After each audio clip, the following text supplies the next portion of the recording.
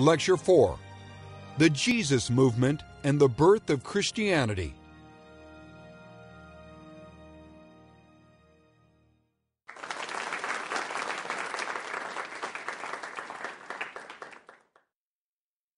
We have sketched the cultural matrix within which Christianity was formed. The complex civilizations of Greece and Rome, built upon Mediterranean culture and further complicated by the reality of empire, and the equally complex symbolic world of Judaism. We can now turn to the Jesus movement and the birth of Christianity. The metaphor of birth is particularly appropriate in the case of Christianity, for it entered history at a specific time and place and with a definite parentage. Christianity is not a timeless religion whose wisdom transcends the material world, although I must acknowledge there are versions of it in later centuries, such as Gnosticism, that will make that claim. From the beginning, however, it is deeply enmeshed with materiality and therefore in history. Like an infant, Christianity entered the world bearing the genes of Greco-Roman and Jewish cultures. It appears in history as a Jewish sect and as a Greco-Roman cult or philosophy. Yet, also like a child, Christianity combined those elements in a new and distinctive fashion, so that it was not simply a version of what had preceded it, but truly was something new in the world. But what was the point of birth? Here scholars sharply disagree. Does Christianity build smoothly on a movement that was begun by Jesus himself during his short ministry and continue in several competing versions after his death? Some think that. Or is there a stop to the Jesus movement and a new start after the death of Jesus? A decision about the starting point determines a choice of which compositions in the New Testament to privilege: the Gospels, which provide a narration about Jesus' deeds and words, or the letters of Paul, which are the first evidence we have of the Christian movement. Critical scholarship today unanimously agrees that the Gospels are written some 40 years after some 40 years of oral tradition concerning Jesus. They are far from eyewitness accounts, and they are extremely difficult to use for biographical purposes. In any case, if the subject is Christianity, then the earliest writings that provide information about the Messianic movement should be privileged, rather than compositions that provide information about the human ministry of Jesus. The position that I take is that Christianity is not founded by Jesus in the obvious or straightforward sense that other great religions have had founders. This point can be made by comparing Jesus to Muhammad as the founder of Islam, or the Buddha as the founder of Buddhism. In the case of Muhammad, the prophet received revelations across a long life, which were gathered into the Quran after his death and provided an extensive body of social teachings on which an Islamic society could be and was based.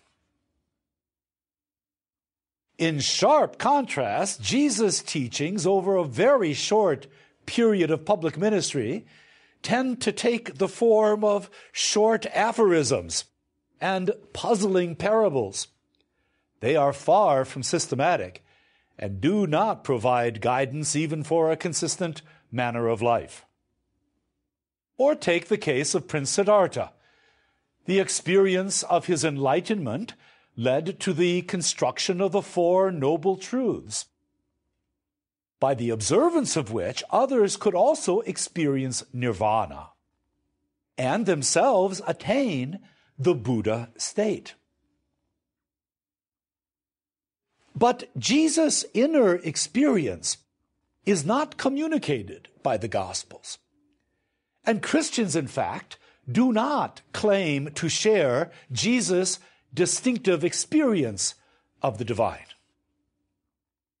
Above all, Jesus' itinerant ministry in rural Palestine lasted from only 1 to at best 3 years. It reached only a very limited number of people, and it ended in apparent failure, with the abandonment of his followers and his execution by Roman authorities. Does this mean that we know nothing about the human ministry of Jesus? No. The use of responsible historical inquiry can yield important statements concerning Jesus as a human person of the first century Mediterranean world. What I mean by responsible historical inquiry is making use of all the available sources, both insider sources and outsider sources, the testing of them for bias, and the determination of lines of convergence among the sources, all the while resisting speculating beyond what the evidence allows. So although historians cannot establish a full narrative concerning Jesus independent of the Gospels, historians can state with greater and lesser degrees of probability, and probability is all that the historian gets, this is not mathematics, a number of important facts about him. With the highest degree of probability, the historian can state that Jesus was a first century Palestinian Jew who was executed by the Romans through crucifixion around the year 30 of the Common Era. Crucifixion was a particularly grisly form of execution that Romans used to punish slaves and rebels. With the same high degree of probability, the historian can observe that a movement arose and spread across the Mediterranean in the name of this Jesus, and that it generated a number of writings in a variety of literary genres. All of this is of the highest degree of probability. It comes close to just being simply certain. With a very high degree of probability, the historian can also describe patterns of Jesus' activity. He spoke about God's rule or God's kingdom. He taught in parables. He had the reputation of working wonders such as exorcisms and healings. He interpreted Torah with regard to himself. He associated with marginal elements of his society, such as women and children and tax collectors and those regarded by the pious as sinners. And he chose 12 followers as his disciples. With a high degree of probability, certain events concerning Jesus can be asserted. That Jesus was baptized by John in the Jordan River. That Jesus performed a prophetic gesture in the temple in Jerusalem. That Jesus was opposed by elements of the Jewish leadership. Now, these are truly significant historical affirmations concerning Jesus. There is no need to be historically skeptical concerning the figure of Jesus of Nazareth. And yet, although they are significant, they fall far short of providing a narrative or supplying the self-understanding of Jesus or Jesus' aims. For all of this, we are totally dependent upon the Gospels, and their bias of faith is intractable. According to the earliest Christian writings, Christianity does not begin with what Jesus said and did before his death. Christianity begins with experiences of Jesus after his death by his followers in a new mode of existence. As resurrected from the dead and as exalted to God's presence, Christ believers call him Lord and Messiah, or Christ, the Anointed One. Paul's letters, our earliest extant Christian sources, provide evidence for the claims being made by those first believers. Claims which are all the more startling because they were at such odds with the actual empirical circumstances of those making them. First, the believers claimed to have been saved.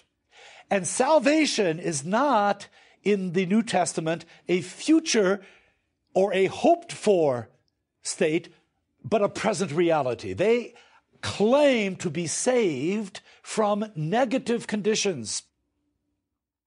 Among those negative conditions would be slavery and law and sin and death itself. And at the positive pole of salvation, they claimed to be established in conditions of right relatedness to God and other humans that can be described in terms of peace and joy and righteousness and freedom. Secondly, the Christians claimed new and powerful capacities of speech and action. They could speak in tongues. They could prophesy. Even the youngest could teach. And these powerful capacities were both external, as in the working of powerful deeds. Miracles were ascribed to the believers. And internal, as in the shaping of moral dispositions. They had been locked in vice. Now they were capable of virtuous living. At the foundation, the earliest believers' claim rested on an experience of ultimate power that they said came from another, not themselves, and that transformed them. The symbol in the New Testament for this power is the term Holy Spirit. The term Spirit refers to the medium of this power. It might almost be called an energy field. It touches humans in their human capacities of knowing and willing. The term holy refers to the fact that it does not come from autosuggestion or self-hypnosis, but from another, indeed the other, who is God, the Holy One. So